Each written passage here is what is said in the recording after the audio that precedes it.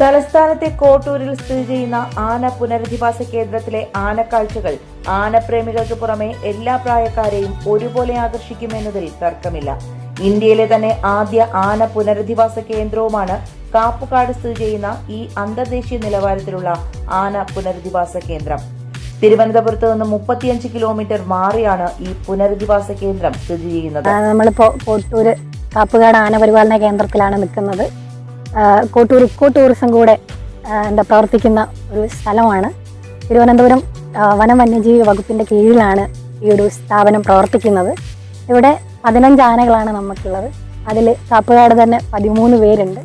നമ്മുടെ കുട്ടിയാന ആരണ്യാണ് 4 വയസ്സുള്ള. 4 വയസ്സ് മുതൽ കേരളത്തിന്റെ ആനമുത്തച്ഛൻ കോന്നി സോമൻ, 85 വയസ്സായ കോന്നി സോമനും ഇവിടെ തന്നെയുണ്ട്. കുട്ടി ആനകളെയും ഏറ്റവും പ്രായം കൂടിയ ആനയും നമുക്കിവിടെ വരുമ്പോൾ കാണാൻ വേണ്ടി സാധിക്കുന്നുള്ളതാണ്. വളരെ സൗഹാർദ്ദപരമായ സ്റ്റാഫ് നിങ്ങളെ ഈ ആനകളെയൊക്കെ കാണിച്ചു തരികയും അവരുടെ വിശേഷങ്ങളൊക്കെ നിങ്ങൾക്ക് പങ്കുവെച്ച് തരികയും ചെയ്യും. ആനകളെ അടുത്തറിഞ്ഞുകൊണ്ടുള്ള നടത്തവും വനഭംഗി ആസ്വദിച്ചുകൊണ്ട് നെയ്യാറിലൂടെയുള്ള ജലയാത്രയും ഏതൊരു വിനോദസഞ്ചാരികളുടെയും മനം കവരും.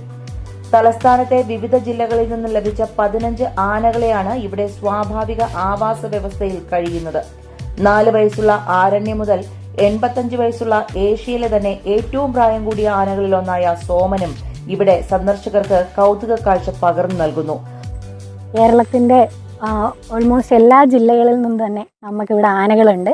ഒന്നുകിൽ ഈ ആനക്കൂട്ടം ഉപേക്ഷിച്ചതോ അല്ലെങ്കിൽ അപകടത്തിൽപ്പെട്ടതോ അല്ലെങ്കിൽ അമ്മ ചരിഞ്ഞു പോയതോ ആയ ആനകളെ ഇങ്ങോട്ട് കൊണ്ടുവന്ന് ഇവിടെ അവരെ പരിചരിക്കുകയാണ് നമ്മൾ ചെയ്യുന്നത്. ഇവിടെ അല്ലാതെ അവർക്ക് വേറെ ട്രെയിനിങ്ങുകളോ ഒന്നും നമ്മൾ കൊടുക്കുന്നില്ല. അവരെ നമുക്കിവിടെ ഡോക്ടറുണ്ട്, 24 അവർ ഡോക്ടർ അവരെ നോക്കും. അതിനുശേഷം അവരുടെ ഭക്ഷണം, മരുന്ന് കാര്യങ്ങളൊക്കെ നോക്കി അവരുടെ ഡയറ്റ് നോക്കി സ്പെഷ്യൽ ഡയറ്റ് വേണ്ടവർക്ക് അങ്ങനെ കൊടുത്ത് അവരുടെ കുളിയും കാര്യങ്ങളൊക്കെ കഴിഞ്ഞ് ഇവിടെ അവരെ പരിപാലിക്കുക മാത്രമാണ് ചെയ്യുന്നത്. വനം വകുപ്പിന്റെ കീഴിലെ ആന പരിപാലന കേന്ദ്രം അവധിക്കാലത്ത് ഉൾപ്പെടെ കുടുംബസമേതവും അല്ലാതെയും എത്താവുന്ന ഒരു ഇടം തന്നെയാണ്.